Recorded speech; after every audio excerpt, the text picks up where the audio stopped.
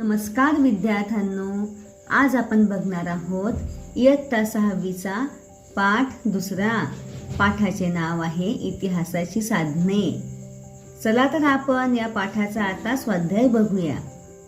प्रश्न क्रमांक 1, एका वाक्यात उत्तरे लिहा.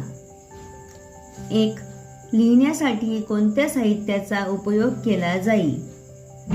उत्तर: सुरुवातीच्या काळात लिहिण्यासाठी खापरे, कच्च्या विटा, झाडाची साल, भुर्जपत्रे, ताडपत्रे, तांब्याच्या धातूचा पत्रा, शिळा इत्यादी साहित्याचा उपयोग केला जाईल.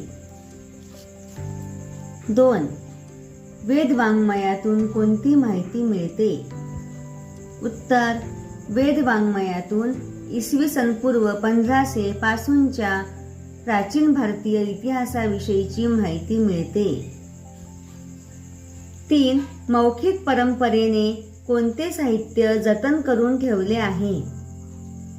उत्तर: मौखिक परंपरेने ओव्या, लोकगीते, लोककथा इत्यादी साहित्य तसेच लिखित स्वरूपात रूपांतरित होण्याच्या आधीचे वैदिक, जैन व बौद्ध साहित्य जतन करून ठेवले आहे. प्रश्न क्रमांक 2. खालील साधनांचे भौतिक, लिखित व मौखिक साधने यात वर्गीकरण करा. तर आपल्याला खाली साधनांची नावे दिलेली आहे आणि त्याचे आपल्याला 3 गटामध्ये वर्गीकरण करायचे आहे: भौतिक, लिखित आणि मौखिक. बघा, ताम्रपट, लोककथा, मातीची भांडी, मणी, प्रवास वर्णने, ओवी, शिलालेख, पोवाडा, वैदिक साहित्य, स्तूप, नाणी, भजन, पुराण ग्रंथ. 3 कॉलम करायचे आहेत: भौतिक साधने, लिखित साधने, मौखिक साधने.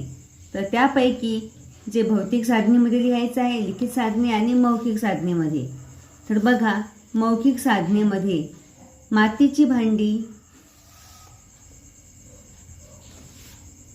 तर बघा, भौतिक साधनेमध्ये आपल्याला काय काय येतं ते लिहायचं आहे: मातीची भांडी, मणी, स्तूप, नाणी, धान्याचे कण, किल्ले, शस्त्रे, दागिने.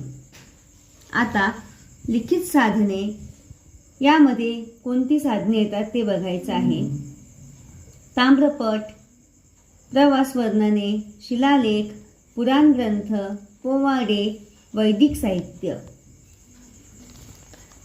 मौखिक साधने. मौखिक साधनेमध्ये बघा, लोककथा, ओव्या, भजन, लोकगीते.